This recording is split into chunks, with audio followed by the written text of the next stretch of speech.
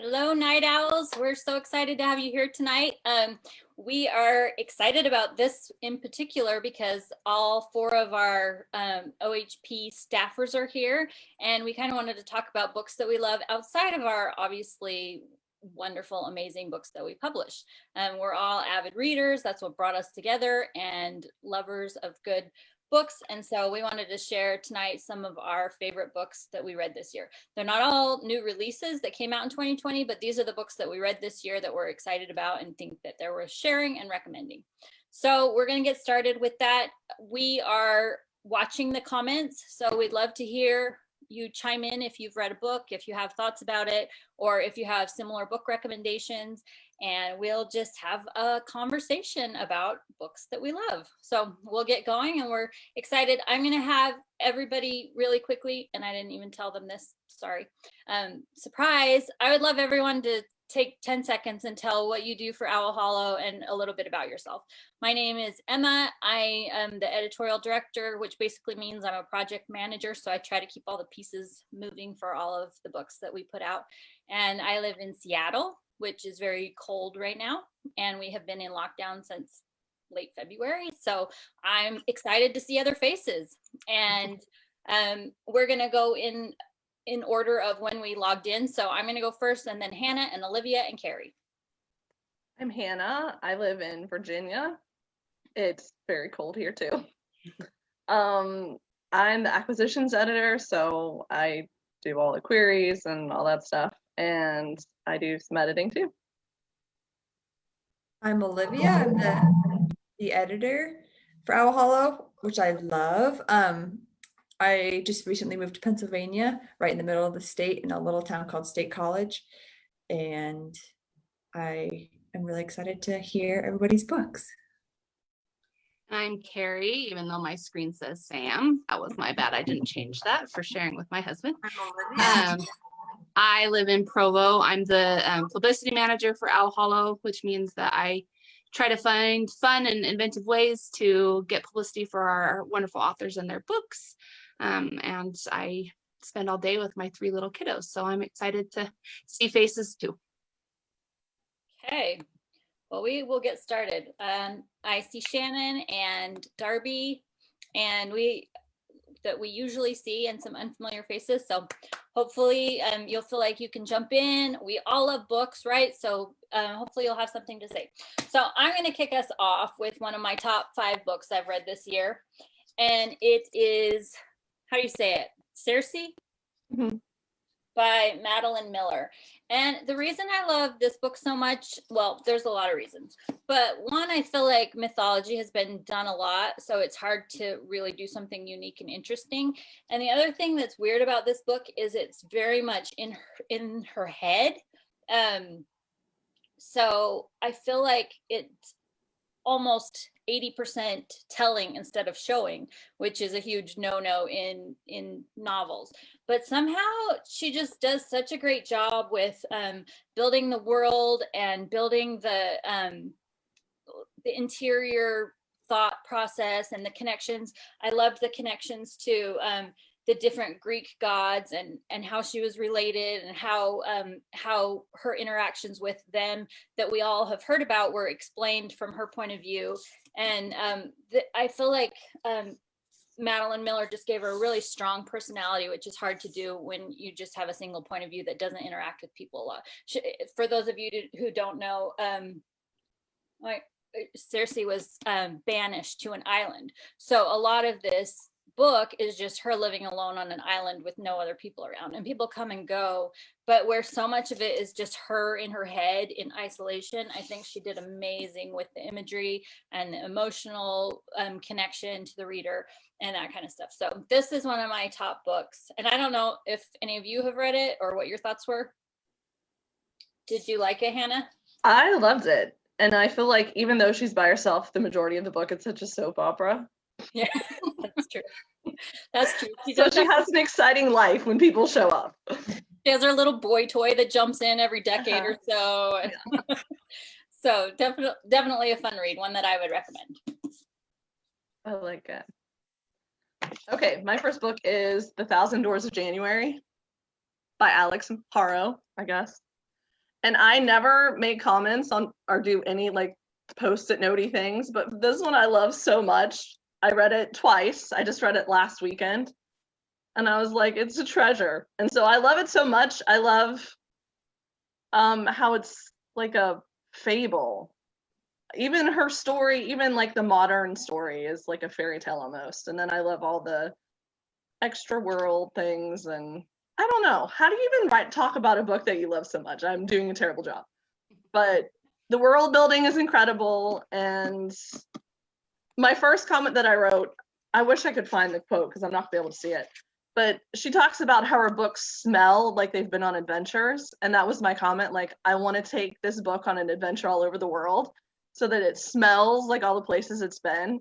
Because whenever I read a book, I go on adventure inside of the book. And so that just resonated with me a lot. And I love everything about it. So there's a love story, multiple love stories, good guys, bad guys, evil. It's my comment. What? Was there a comment? Sorry. So anyway, that's my favorite from this year. Have any of you read it? No, but what's the premise, Hannah? Like what genre is it even? It is adult fantasy, and it's a girl that she has the ability to go to make a door and go to another world, and all like our world's connected with lots of other creative worlds. But it takes her the whole book to figure it out. And so she comes from a line though where that's been happening. And so she finds out about her family and just lots of really creative, interesting puzzle pieces that come together.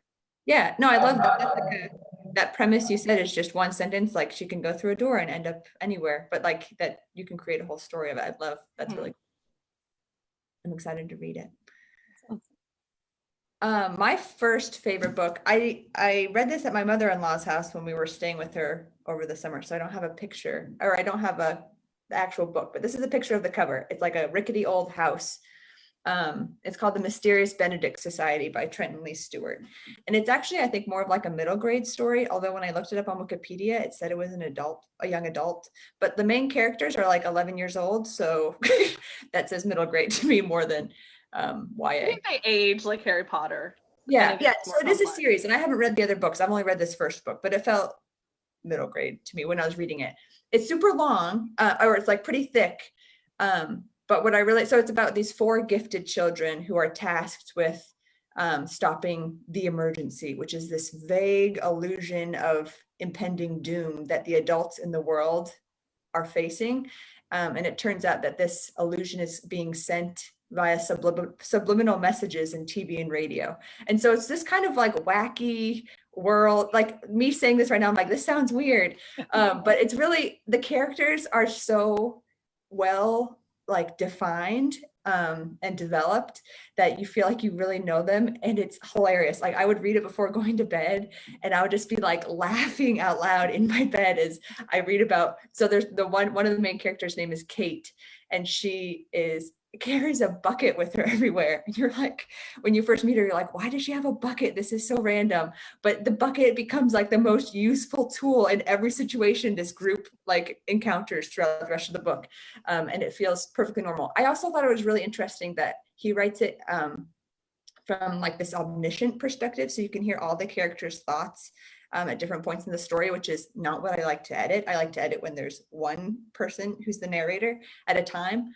And so that was really interesting that the author did a really good job of making that not too confusing. And I did really like this story. It was just a really fun read for me. He also introduces a lot of little tiny details at the beginning that become really hugely relevant later on, but in such a natural way that you're like, you remember the tiny detail, but then you never think of it as being important until it is. And then I just really like writing that is that clever. So yeah.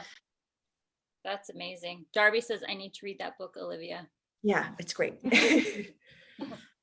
I read it years ago and I forgot about the bucket. So that's so funny because it all came back and I was like, oh my gosh. The bucket. Yeah, exactly. I'll have to put that on my list. Awesome. Jordan. Oh, hello, Jordan. She says, Olivia, that's been on my TBR for some time now. It's a good one. And Candace said, I was thinking the same. I'm sold on the bucket. So fun when books do that. The Chekhov gun theory setup. Okay, Carrie. Okay, well, I think maybe I misunderstood the assignment a little bit because it's said to choose your favorite books that you've read this year, and I chose these ones because this is all I read right now.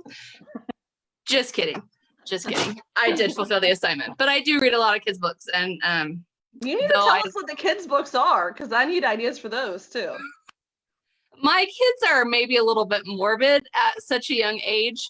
So they're books like Creepy Carrots and Frankenstein and On the Way to the Witch's House, which are all like Halloweenish, but we read them all year long. So instead of feel good Christmas ones, we're still in the creepy, like, are carrots real and are they lurking because we're doing bad things? So, you know.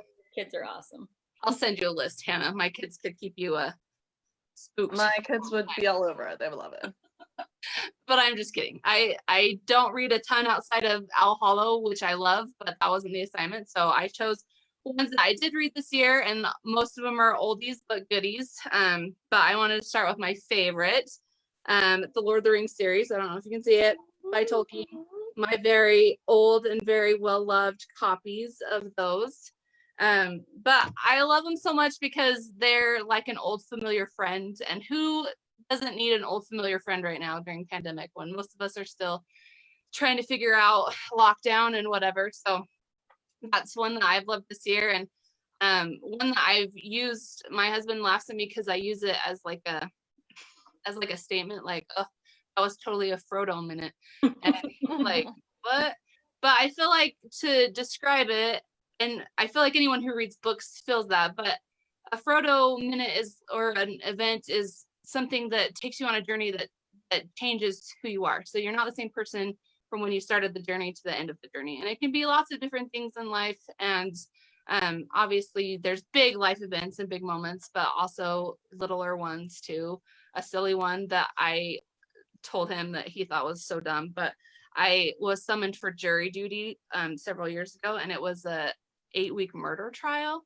And after going through this thing, having someone's life in your hands, I came home and it was late, and I just had a lot of emotions, and I'm like, I feel so much like Frodo Baggins right now. And he's like, and I'm like, not that I did anything like hard like that, but you go on adventures, and I feel like that a lot in reading, where you come out a different person after you're done with it. So I feel like Tolkien does that so well, and these books have something for everyone. So hopefully you've read it, because they are really old, but if not, you should try it out.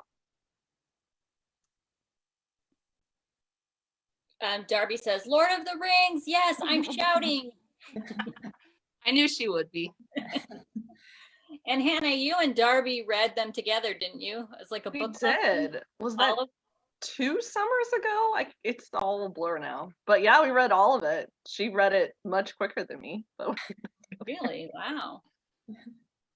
I was working. And Hannah, or Olivia, I'm sure you've read them since Yes. you're. I remember for 4th grade, I got an edition that was like all the books in one enormous book. That was pretty awesome. It weighed more than you did, probably. So I have a confession that I always feel really bad about, but I've never read them. I started on The Hobbit, and I feel like The Hobbit is so like, how many feast songs and poems can you read? You just skip those. Just skip the poems. Skip them, yeah. Oh, but I know, we've read it. You just skip it. Okay. So I was so bogged down in those. I'm like, oh, I can't do this. But that was in high school. I feel like I have a better attention span now. And the movies are top 5 movies of all time. So I know I love the story and the characters, but that's my confession. I've never read them. We still love you. Thank you. You're so accepting. Thank you. Darby says, yes, 2 summers ago. And no, you were ahead of me, Hannah. Just lying. And then Candace says about Cersei that it's very appropriate for this year's lockdown. And Darby said, I wanted to read Cersei too, but I'm waiting until lockdown is over. Too close to home right now. So I think we can all agree that I used to think being a bit stranded on an island alone would be magical. But after this year, I'm like, oh my gosh, where are my friends? Where are people? I need people. Anybody. So if even the introverts are like, I can't take any more alone time, then you know It's bad. Anyway, that was a good one, Carrie, an oldie but goodie. Okay, my second one is, and I actually have had this for years, but I read it because Hannah texted me and said, have you read this? I loved it so much. So I pulled it off my shelf. And it's funny because we moved from Utah to Seattle about a year and a half ago, and most of my books, unfortunately, are still in the storage shed. So I only picked like a few. You can see I've like fixed that problem now, but I only brought a few with me, and this is one that I brought because I've been wanting to read it forever. But it's The Girl Who Chased the Moon by Sarah Addison Allen. And any of you who've read Sarah Addison Allen know that she's not quite magical realism. I think they call her fabulism, but just this idea of a contemporary book based in reality, but there's just little touches of unexplained magic. And so she's always a fun escapist book, but this one I thought was particularly fun.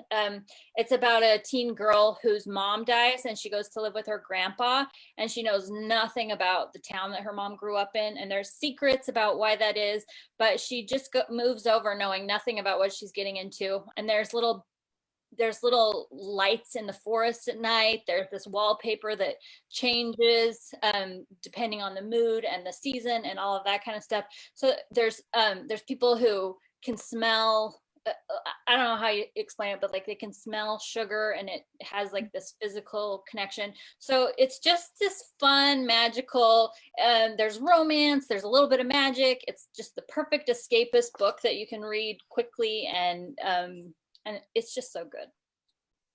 Hannah, do you have anything to add about it? I'm just going to tell you what I said whenever I texted you about it. It just reminds me of the movie Big Fish, with that magical realism where you can just touch it and it just like magic just like bursts out of it. I just love it. Yes. And very similar to Language of Cherries by Jen Marie Hawkins, with just the magic cherries, and just the idea that there's this world that's real, but there's these little pieces of magic, and it just makes you want to look for those more and be more optimistic about life, I think. So since Emma had a confession, I have a confession. I remember details of books that I read for like a day and then they're gone forever. And so I should have probably looked over the books that I picked to remember what they were kind of about, because I forget all of them. And so this is a library book, but I just finished this one today, A Discovery of Witches by Deborah Harkness. I feel like everybody knows what it is now, but I'm just reading it for the first time. I'm obsessed with it.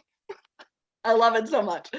And I love that it took witches and vampires and gave them a little street cred, like they're believable, but they're smart. I mean, forget Edward Cullen. I'm sorry. He's a loser compared to the vampire in this book. This guy has lived through all of history. He's met every famous person that's ever lived. He's so hot. I want to marry him right now. Go get it and read it tonight.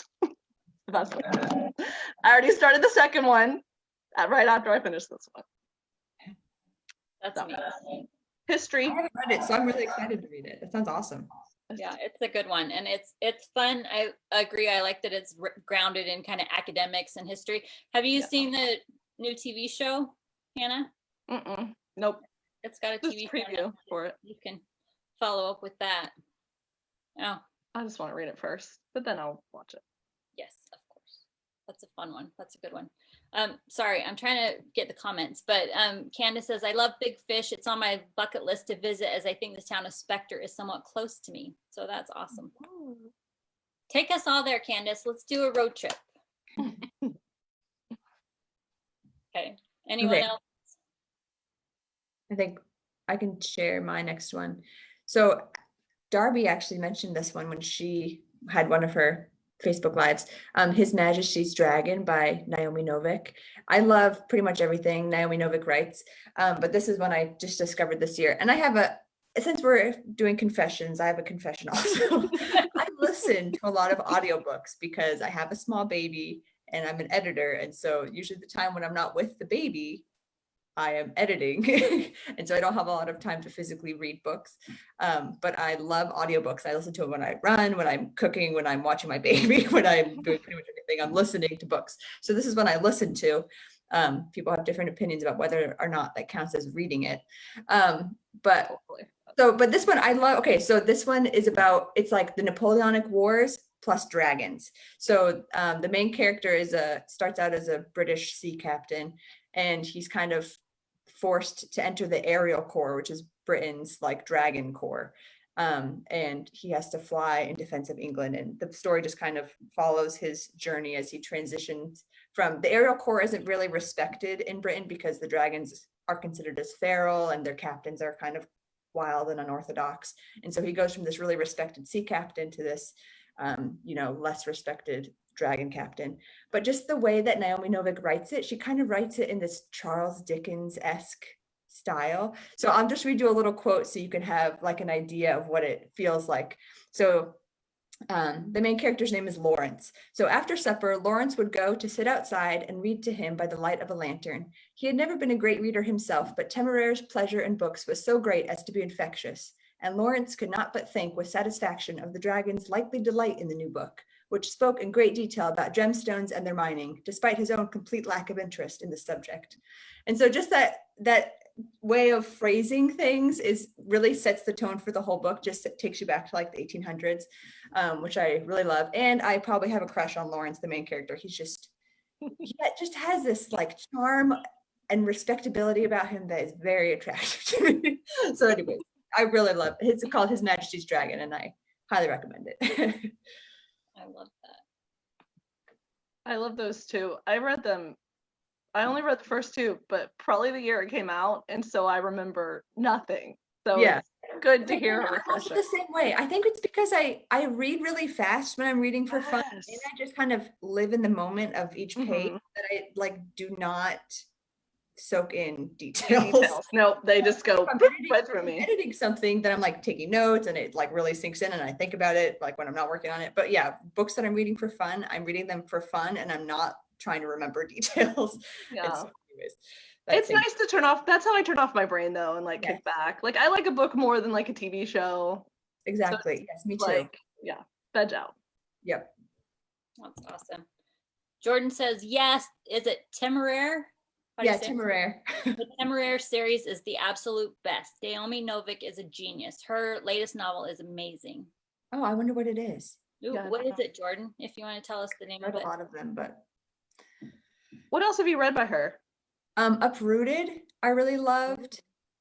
Spinning Silver, I really loved. I feel like I've heard of that one, yes.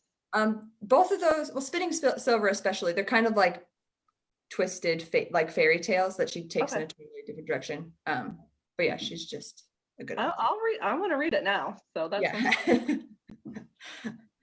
Darby says, I freaking adore the Temeraire series. Brilliant world building, but the characters are the best. Yeah.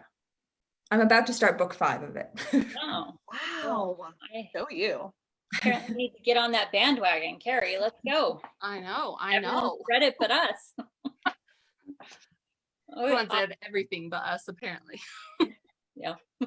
Well, I think it's interesting when we talked about what books we were going to share. Hannah and Olivia are almost straight across the board fantasy, and Carrie and I have like 1 or 2 fantasy. But I think it's interesting that people get in these patterns of reading, and it's really fun to see what excites people. So, Jordan says the new one is called A Deadly Execution. Oh, I heard a Deadly Education. I am. That's a huge difference. They both sound good. They do. Thank you, Jordan. Dari says Iscaria has the best line, Olivia. Oh. Some of the dragons make me laugh every time they say something. That's awesome. It's like Darby's horses. Yeah, I was gonna say the dragons also talk. I forgot that little detail of the book, which adds a lot to it.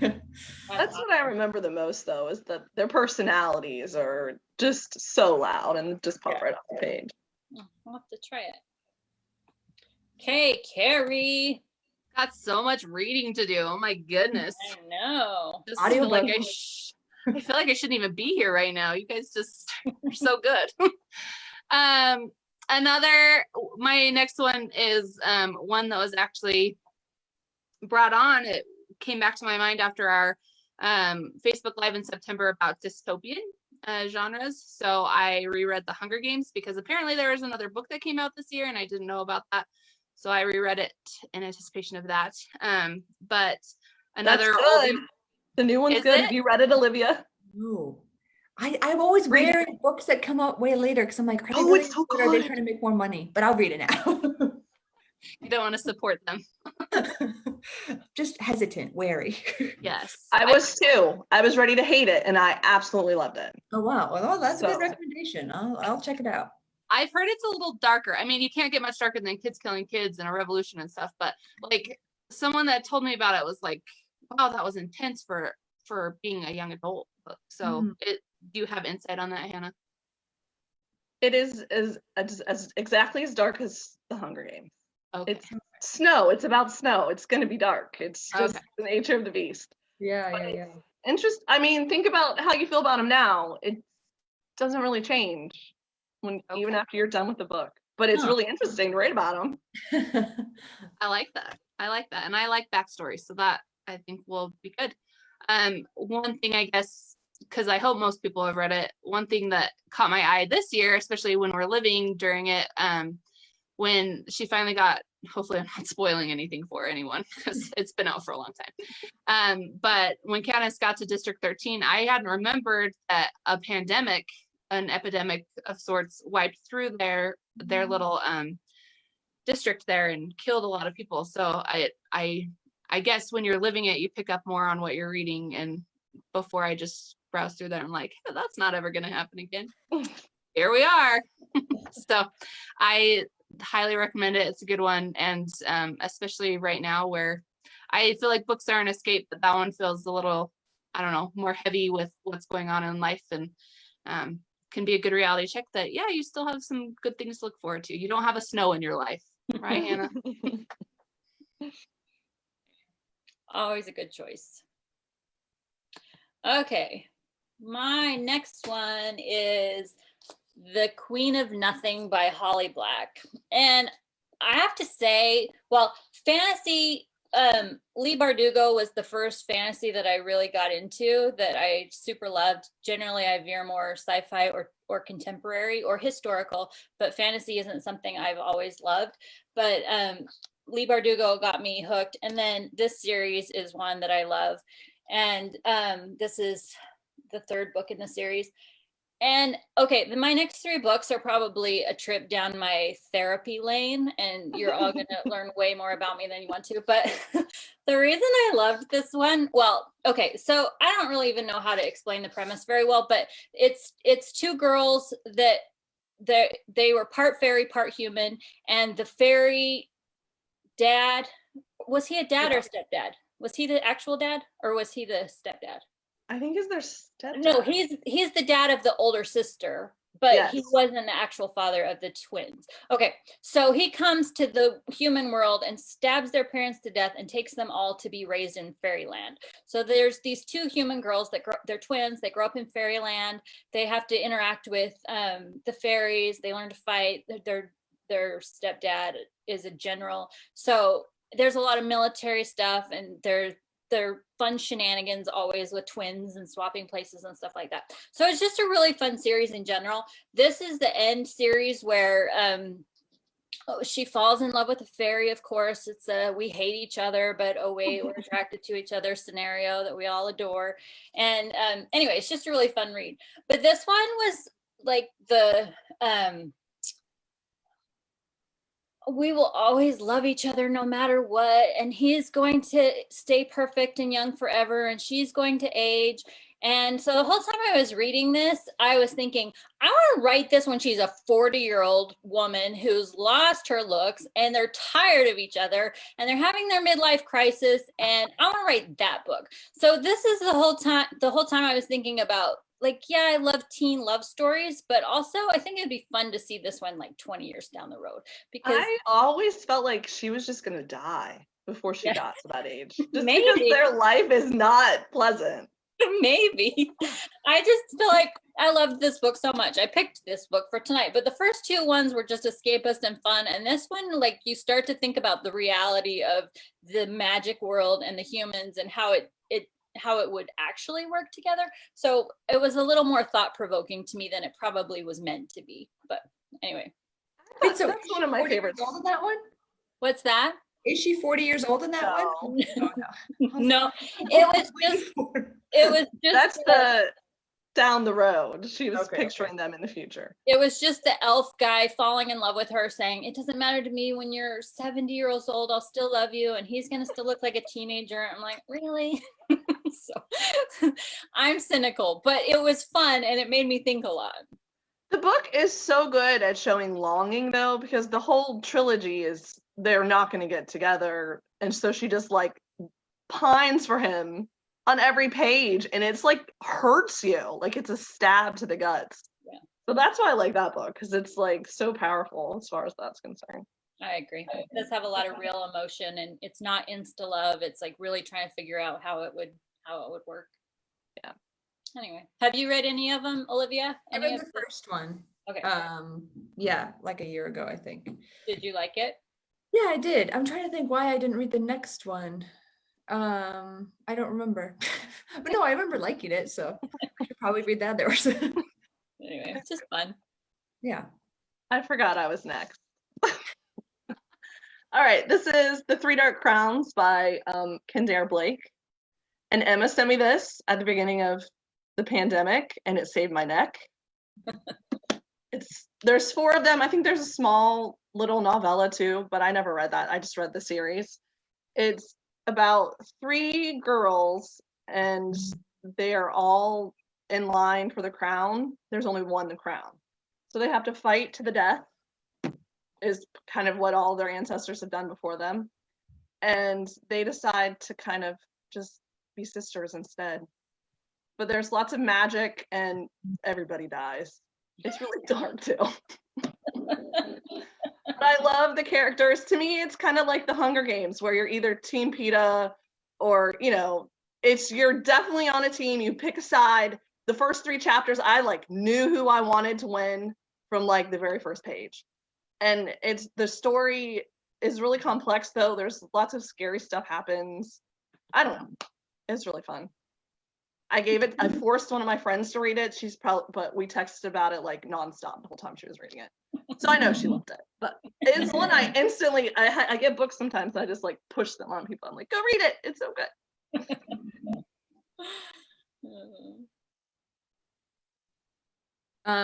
My next book was Eleanor Oliphant is Completely Fine. This is my only non-fantasy book.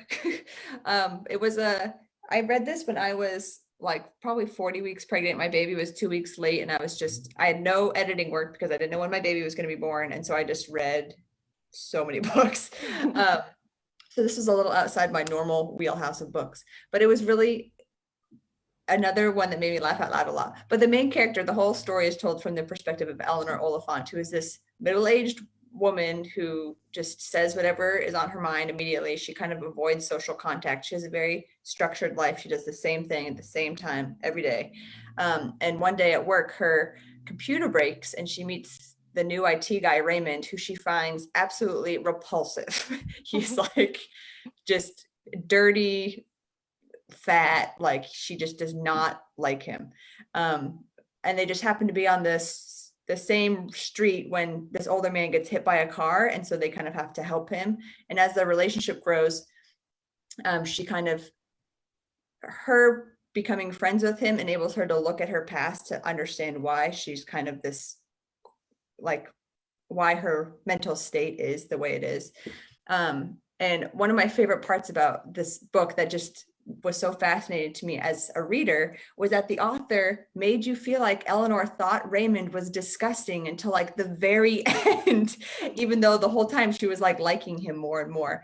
And so I just thought that was a really like amazing way for for the author to craft the main character, to like keep you convinced as the reader that no, Raymond never cuts his fingernails, Raymond's breath is stinky, Raymond has like stretch marks on his, like all these things. Yeah, anyways, and so it was just a really fun, it was a fun read. It's a quick, fun read, and yeah, I liked it a lot. Are you supposed to be falling in love with him despite the fingernails? Yes. So at the end, you fall in love with him still. Yes, it's crazy. Like you totally, all of these things become endearing. All of these things, you're like, that is disgusting. I don't really like that. Like I agree with you. Oh, that's gross. But yeah, then at the end, you're like, wow, Raymond's the best. And so it's just a really amazing transformation. Does he just need a woman's touch in his life? Is that like all he needed? No. It has nothing. It totally has to do with how she changes, how she sees him. Oh, her perspective. And so just how she changes, and that's what is the trigger there. Which is a lesson, I think, for all of us. I feel like a lot of people who think are disgusting are maybe not so bad. I'll have to check that out. That sounds good. Love it. Okay, I decided to get all my series out of the way, and then I'll move on to more interesting books. But the Outlander series was one that saved me during quarantine too, because it's just a lot of good stuff. Hopefully people have read it. It's a lot of them. There's 8+ books, I think, but just good, really good story. It's got time travel. It's got she falls through the stones in Scotland, and I think what drew me to it originally was my mom's side of the family is from Ireland, and so I was like, that sounds good. But it gets so much better than that, and just the concept of traveling through time and having a whole different life and different husband and all sorts of adventures that you go on. I, however, would never want to live in that time period, so I could not like fall through stones and go from 2020 to back then when toilets and showers and things weren't really a thing. So even for love, even for Jamie Fraser, I don't think I could do that. So even for hot Scottish men in kilts. I mean, it would be a toss-up of a Scottish warrior. I mean, it's really tempting, but I really like flushing toilets and showers. So I think that would be my catalyst on that one. But that one's a good one just to kind of escape. It does have some heavier things, maybe some triggers for some people, but I think most of the time it's just fun. It talks about the landscape and stuff, so you feel like you're there in Scotland and the Highland hillsides and running around with half-naked Scottishmen. So it's a win in my book. Can I tell a story? Please. So I read the Game of Thrones and I was in love with Jaime Lannister. And then I read years ago, 15 years ago. I don't even know how long ago Game of Thrones came out. And then I read Outlander probably 8 or 9 years ago. And so I called Jamie Fraser Jaime Lannister the whole time I was reading it. So I could never switch over to Jamie Fraser because I had already had a Jamie. Anyway, even though I love both of them. But that's cool because then you have 2 full series of Jamie Lannister. That's even better. It's kind of what happened to me. Yep. That's awesome. I agree, Carrie. That's a fun one. It is. Okay, my next book, I had forgotten until I talked to Hannah again how depressing it was, like a lot of tears, and she mentioned the snot, and just it makes you a mess. But it's The Great Alone by Kristen Hannah, and it's about a little family, parents and a daughter who are super poor. The dad doesn't really have he doesn't hold down a job really well. He is a Vietnam veteran and has some PTSD probably and anger issues and just has some problems. And one of his war buddies dies and leaves him a plot of land in Alaska. So he on a whim decides that they're going to pack up and move up there. They have nothing left to lose. I think they start in the Seattle area. They have nothing left to lose. So they pack up their car and drive up to Alaska. And they learn pretty quickly from the locals that they are not prepared for the long winters there, that they don't have enough food. They get to the house and it's just this little ramshackle cabin. It's a 1-room cabin with a loft. And then they don't have enough firewood. They don't have enough food. There's no way they're going to survive. So the community kind of pulls together and helps them get ready for the winter. But every winter, that first winter is horrible. It's so short. The winters are so long and the days are short, so it's just dark and they're not prepared for it. And the dad who has these issues starts to kind of spiral and becomes really abusive, and he's in his own dark place. And anyway, it's a really sad, hard book, but it's so beautifully written. And the thing I love about it is I think books that can create a place where the setting is like a character, where you fall in love with the place and the world building. And obviously Alaska is real, it's not a fantasy world, but just the detail and the fear that you never think about, and just the different ways that Alaska kind of came to life in this. I loved the story, but more than that, I loved the setting as a really cool character. It was dark, it was foreboding, it was dangerous, but there was also this beautiful untouched frontier that you don't hear a lot about in stories. And it just was a really, really good book that I loved. So right at the beginning, right when they moved there, wolves come in and eat all their chickens. And I was sure they were just going to die. They weren't going to last. And they would have. One of the cool things about the town takes care of them. Yeah, they have some really great characters in the town, and they ultimately, I don't want to give anything away, but they ultimately forced the dad to make some life changes to protect the mom and the daughter, because he becomes so abusive. But anyway, the town really saves their lives. There's no way they would have ever made it out in a lot of different ways. So, yeah. Anyway, that was depressing, but it's really, really, really well done. It is. I'm next again. I don't know how this happened. My next book is The City of Brass. I don't know how to say her name. I'm sorry. It's really long. For Bordy. There you go.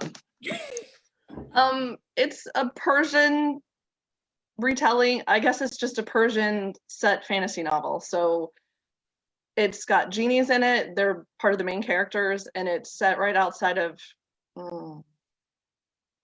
Egypt, maybe. See, I'm forgetting the details, and I've read the whole series, and I forget 98% of it. So it's a girl who she thinks she's just a normal person, but she stumbles into this genie realm, and so it's all the world building of how that works and what kind of magic they have and what their place is in our life.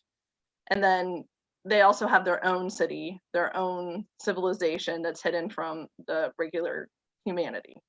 And so we see that world through her eyes, and then we find out, how she plays a larger role in that existence. And there's just, I feel like it's such a political book too. So there's lots of layers. It's not that you guys care about that, but I don't know. I loved it. I read it at the same time, right as I read, I forget what it's called, but Girl and the Tiger? No. Girl, Serpent, Thorn, which is another Persian retelling of Sleeping Beauty. Oh. And so the two of them have just like meshed together in my mind, and I really love what it created up there. And so I really like it just because it was different from anything that I've ever read. It's all new, all different. I don't know. It's just beautiful. Complex. It's kind of like your Sanderson that you're going to pull out in a minute. Like, it's super, super thick world building, and like so many details, like you forget how everything even ties together because it's like a tapestry, like just woven so thick. But I like having that fantasy that you can like almost bite it because it's just so heavy with goodness. It drips with all the good details. I think I remember you posting on Facebook after you read it, just about how much you liked it, and I was like, I have to read it, but I haven't read it yet. It's so fun. I think you would like it a lot. Yeah. No, it's still on my list. I really want to read it. And then we can talk about it, but I'll forget everything. But I'll remember some stuff. I'm talking to you as I read it. It's so good. It's really good though. Yeah, I was actually going to talk about my Brandon Sanderson book next. This is the latest book, so I'm still reading it. You can see my bookmark in there. But Brandon Sanderson, this is the 4th book of his epic fantasy series, The Stormlight Archive. So Brandon Sanderson is kind of most well known for his really well-defined magic systems that he has. He has a bunch of different series, and always his magic systems are very well defined. Like, you know how much power, like people have powers, and you know exactly how much power somebody can do, or how much practice it takes to work the power, or and so different authors handle magic differently, but Sanderson likes hard magic. There's nothing wishy-washy. Like in Harry Potter, people are wishy-washy with magic, but not in so this is the fourth book. It's called Rhythm of War, and I'm not really going to describe it because it's impossible, but I will just say one of the interesting things about this series, just one detail that he has that's really crucial to this world that he builds, is that humans' emotions manifest as these creatures called spren. And so just the idea of that is really interesting. So like when somebody's ashamed, shame spren, which look like rose petals, kind of drift down around them. Or when there's a fire, there's fire spren. And people don't know if fire spren make the fire, or if fire brings the fire spren. They don't know which comes first. Yeah. And so there's just like all these little, like, so that's just one aspect of the world that's really interesting. But what I most love probably about Brandon Sanderson is that he uses fantasy in the way that I like it the most, in that his characters are so well developed and so real that I feel everything they feel, whether I want to or not. And so like, I remember in book 3, which I've read or listened to, I don't know how many times. And I think, Hannah, were you saying this is the one where you thought nothing happened in it? So there's a scene near the end that this won't give anything away, but there's just one character where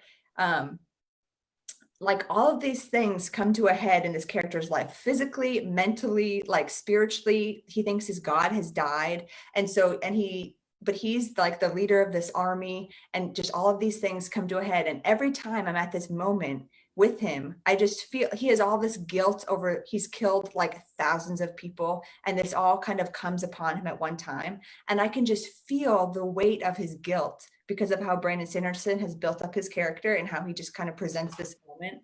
And it's just a really powerful way for me to experience things that I haven't killed anybody, but I can feel almost what it would be like to have the guilt of killing somebody because of how he has developed this character and how he's kind of brought me into that character's mind. And it takes, 1,200 pages, but I really enjoy kind of sinking into the world that deeply. And so that's what I like about Brandon Sanderson. This series in particular, it's my favorite series of his. But his other books are really good too. I'm actually also currently listening to the Mistborn series. So if anyone's listened to or read the Mistborn ones, those are also great. But have you guys read any Sanderson stuff? Hannah obviously has. Carrie and Emma? I've read some. I love Brandon Sanderson as a person. I think he's a genius. I think he's an incredible teacher. I just, like I said, fantasy isn't, maybe I'll try it again because it was like one of the first fantasy I picked up and it felt dense. Yes. And the world building that you guys love, that isn't always my thing, but I will try it again because now I read fantasy.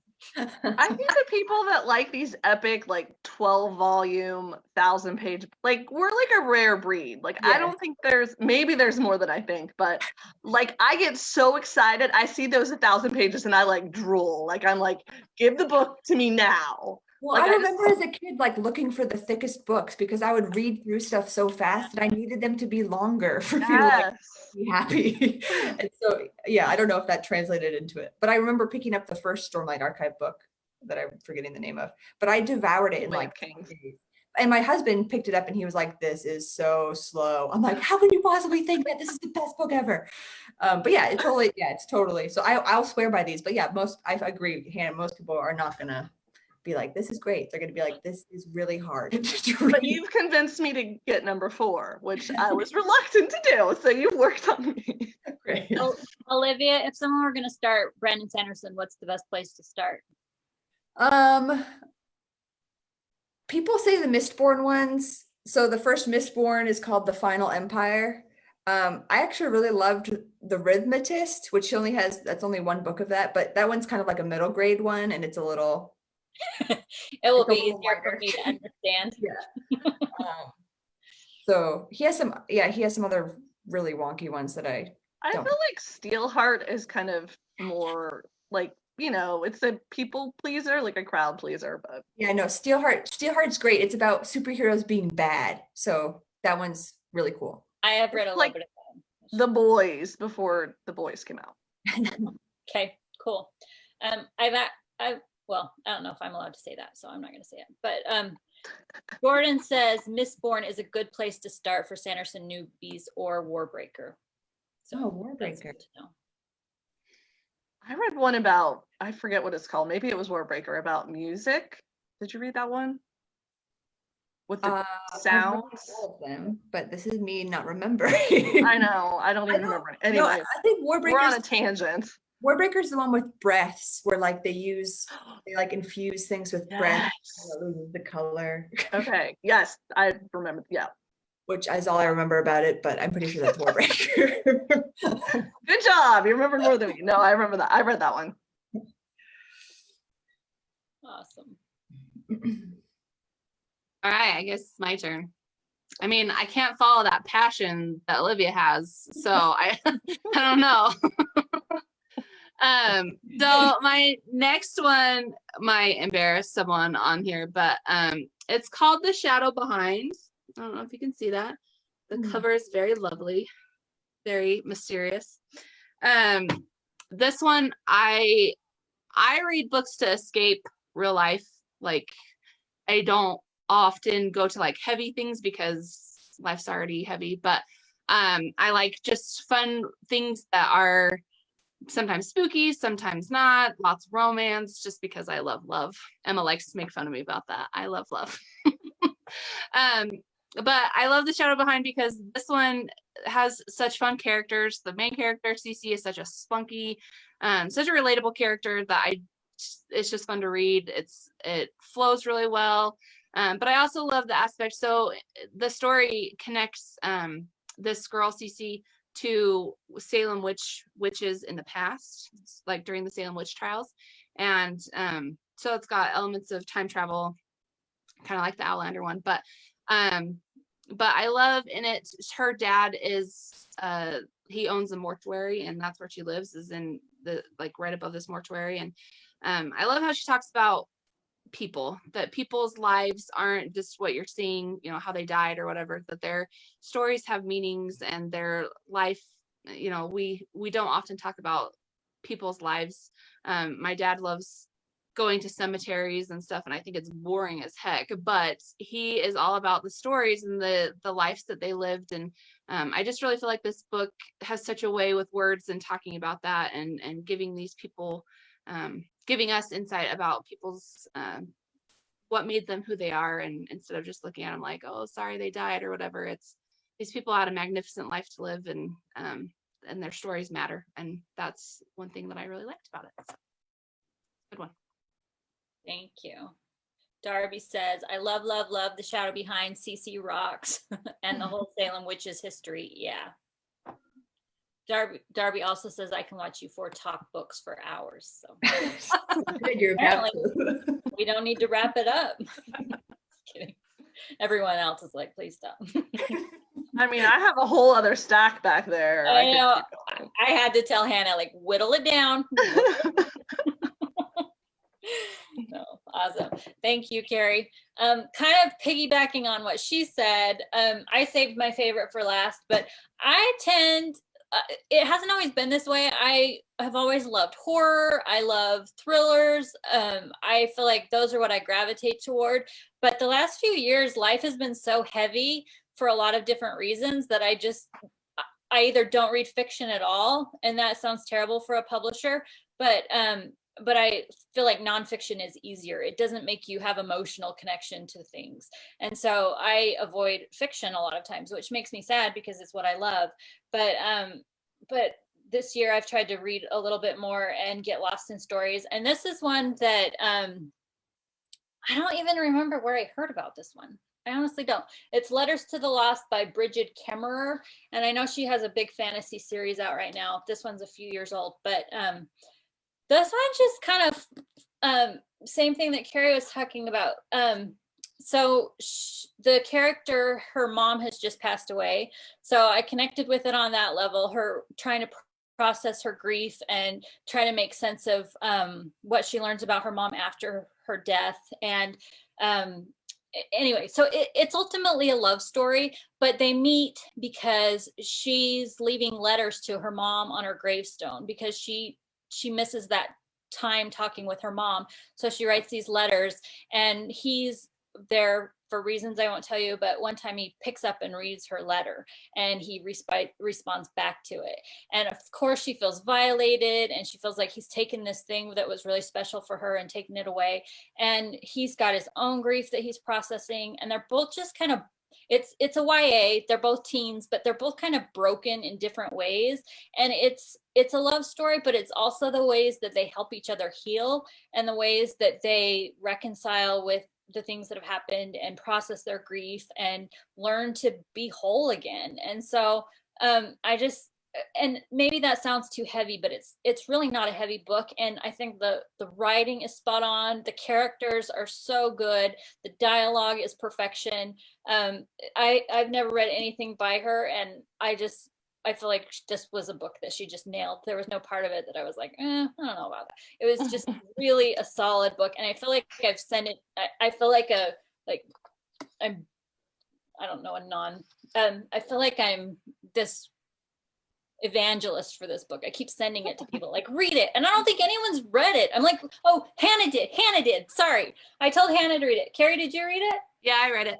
Oh, okay. Because I feel like I keep sending it to people and then nobody's responding. I need to like high five you like below me. Yeah. Anyway, I'm like, I need to talk to somebody about this book. So I loved it. I thought it was so powerful, and it spoke to me on a level about grief, but also about the healing and rebuilding and hope. And I just loved it. So that's my favorite book of 2020. So I lent it to somebody because I did the same thing. And I think she got stuck because the letters are, the person whose point of view is the chapter, they're reading the letter. So does that make sense? It's reversed. Yeah. So they're reading a letter that somebody else wrote. And even the first one is not to the person who's then speaking. So she got completely lost. I had no problems, but it's just a little confusing, until you get at the hang of it. I can see that. It's me. Just 1 second. Shannon says, my grandpa made me visit graves with him too. It's awesome. It's a rite of passage, I think. Candace says, I love how y'all share and send books to each other. And I love that too. That's what's so fun about having a publishing company with 4 people who love books, is we're always talking about like, hey, did you notice this? Or it's fun to have books that we are really passionate and excited about that we helped create. And it's just so fun to read them.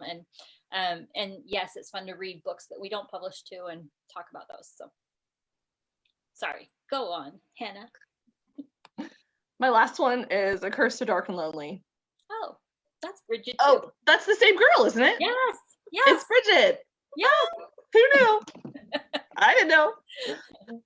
This is a retelling of Beauty and the Beast, and it's also fairy because I'm a little obsessed with fairy tales. But I like the first one a lot, but my favorite one is the second one with the different main characters. Like it's part of the group, but they didn't have a storyline in the first book. It's Gray. Gray's better. So it's just they steal a girl from the modern world. She's in New York City. I feel like she has a lot of problems. Her brother, they live on the streets, I think. Her brother's working with, it's terrible. And so then they go to this like fantasy land where they're in a castle and they're safe, but that world has its own problems, and it's the Beauty and the Beast story. So she has to fall in love with him, but she doesn't know, she doesn't know what's going on.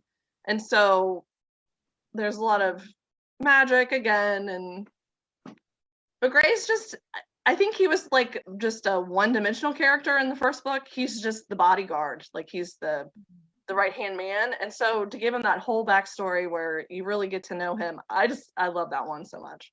So the third one, it's either just come out or it's coming out in a couple weeks. So I can't wait to read it. Awesome.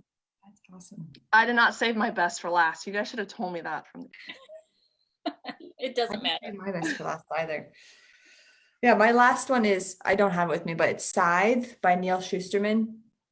And I I really like stories. Well, I like lots of kinds of stories, but I like when you can kind of sum up the idea or the motivation in like one simple sentence. But Scythe has just a really interesting premise, which is that what would you do? Like, how would death be handled if everyone could live forever?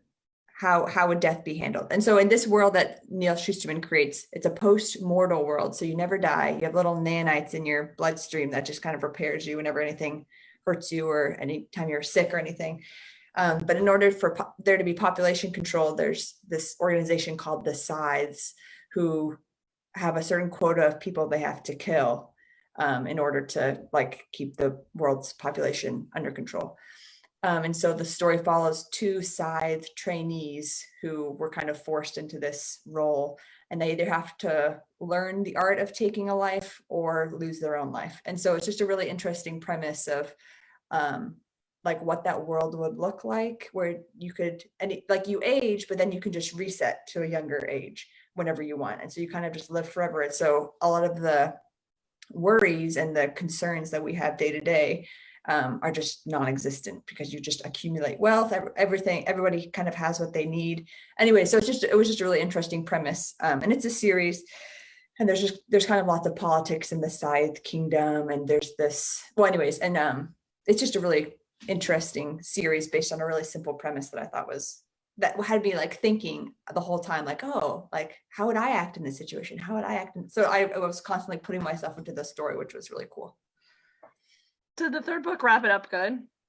I haven't read the third one yet. Oh, isn't that the one you have? Is it 3? Yeah, I think there's just 3, or maybe there's more. Is he still writing them? I don't know. I think it's. But I think it's done. It's not resolved. Wherever I ended, it's not resolved yet. Okay. Awesome. Okay, my last one is silly one, but it's a fun one. It's called Miss Lockhart's Letters by Barbara Metzger.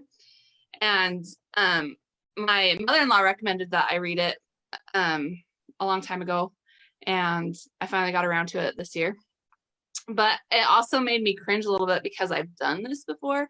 So in the book, it's about this old not spinster. She's older, and everyone thinks she's a spinster, but she's a school teacher, and she gets really sick, and she thinks that she's dying. And so in her delirium of a fever, she thinks that she needs to write these letters to let people know how she really feels about them. And that's never a good idea, just if you were wondering. But she then falls asleep in her sickness, and they get mailed, they get sent. And so when she wakes up and she didn't die, she totally thinks that she died when she woke up, and she's all excited, there's light and whatever. And then the horror of the fact that her letters are gone and they have been mailed to these people. Anyway, I say cringeworthy because I've done that too often, where I've either texted the person I was talking about, or they've walked into the room, and it's all a fun game of like backtracking and being like, no, I wasn't saying that, and all that. But when you send it in a letter, it's kind of hard. It's written down in proof right there. But anyway, it ends well for her, and it's just a really fun, fast read. But it's one that kind of takes your mind off things and makes you grateful that you're not Miss Lockhart. Carrie, have you read To All the Boys I've Loved before? Yes. Okay, same idea. Yes. Like I said, I have a problem, so I find it amusing. I read that one this summer too, and I loved all of those. And they're right down the road from me. They're in Charlottesville, so that was anyway. Wow. Olivia, Darby says your book gave her nightmares. Scythe? Oh yeah, it can be a little creepy. It's a great premise, like you said. Well, that is it. Do any of you have final thoughts? We're so glad you were here tonight. Hopefully it was, Mariah says, I love To All the Boys I've Loved Before. Hopefully you got some good ideas of what you like. Hopefully there was we didn't have any sci-fi. That's weird to me. We all Hunger Games and Scythe. Okay. Yeah. Quiet, Emma. Scythe? That's sci-fi? Don't you think? Scythe? I mean, it's in the future, and they have yeah. different technology, kind of medical technology. I would count it more as like almost post-apocalyptic, Okay. kind of like the Hunger Games, but Okay. Well, I mean, if people are looking for good sci-fi, The Expanse was a series I read last year that I devoured. I mean, people know about that, but it's super good. Is it from the show Expanse? It's the show I can't stand, but I love the series. So the Okay. series came before the show, yeah. But it's written by two people that have one pen name together. But Ooh. it's really, really good. Anyways, I won't talk about it because we've been talking about books for a long, but I highly recommend The Expanse. I need my list. from Yes, you. a space opera. It's a space opera. Have you read Illuminae? See, you started us in that. I was almost going to put that. I read that this summer. I've only read the I first just one. finished those, yeah. But that, yes, super interesting and also creepy. There was a few parts where I had to not be by myself because there's creepy parts. There's a lot of creepy parts in there. Lots of space drama. Yeah. Well, you guys are awesome. Hopefully you got some recommendations that you're excited about. We have a lot of great books coming out. We have 3 or 4 that we haven't even announced yet that are really fun. So hopefully, I just feel like the world is a better place when everybody reads good books. So hopefully you have some times slotted over the holidays and some good reading material. And anyone have any final? Oh, Mariah says, you guys should do a morning show. What do you think? I don't know if that's because we're entertaining or because it's really late at night and she wishes it would be in the morning. But anyway, you guys are awesome. Hannah and Olivia and Carrie are the best women to work with, and they're just so smart. And I love that they are well read and always fun to talk to. So, do you guys have any last thoughts as we sign off? Put you on the spot? No. This is what an introvert book club looks like. Anyway, thank you all for being here tonight. We appreciate you coming, and hopefully we got some good recommendations. If you want to keep chatting in the comments, we'll try to respond. If you have comparison book comps that you want to share or anything that you want to talk about, we would love to chat with you. So thank you again for coming. We're so grateful when you show up, and we will talk to you next week. Bye. Subscribe to our channel so you'll never miss an upload, or join us live every Thursday for author interviews, book clubs, writing advice, and more on Facebook at Owl Hollow Press, 9 p.m. Eastern, 6 p.m. Pacific. See you Thursday.